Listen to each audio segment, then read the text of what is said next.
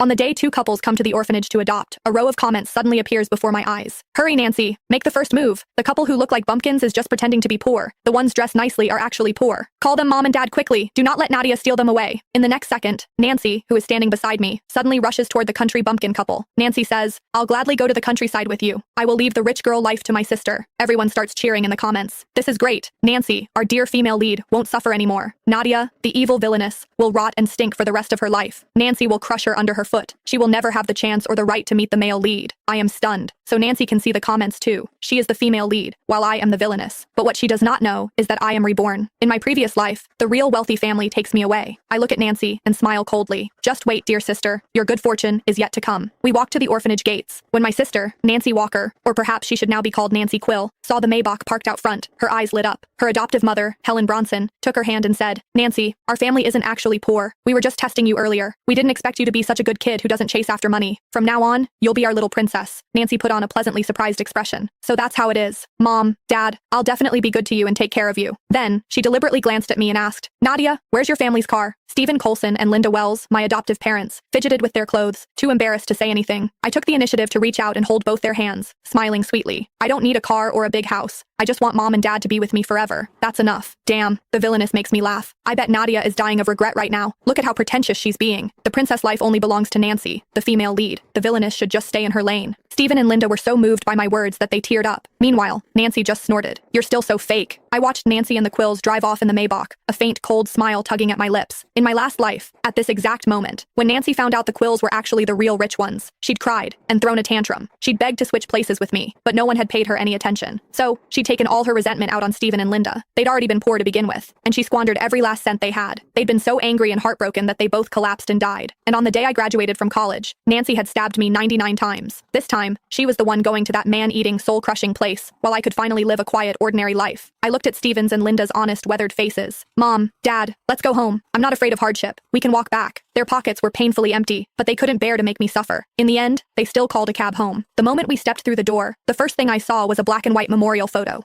Stephen and Linda immediately stepped in front of me to shield my view, gently comforting me. Nadia, don't be scared. This is your older brother. He passed away many years ago. I smiled and shook my head. I'm not scared. I knew they'd lost their son in middle age and had only then decided to adopt a daughter. They patted my head, deeply moved. You're a wonderful child. Don't worry. Even if we're poor, we'll never let you go without. She'll never make anything of herself. Not when she's living in a dump like this. Nancy's bedroom and bathroom are both bigger than this whole crappy rental. The gap between them is insane. I took the place in with one sweeping glance. It was just a rundown rental apartment, but compared to the cold, beautiful prison that was the Quill residence, this place felt much cozier. At dinner, Stephen and Linda kept piling meat onto my plate.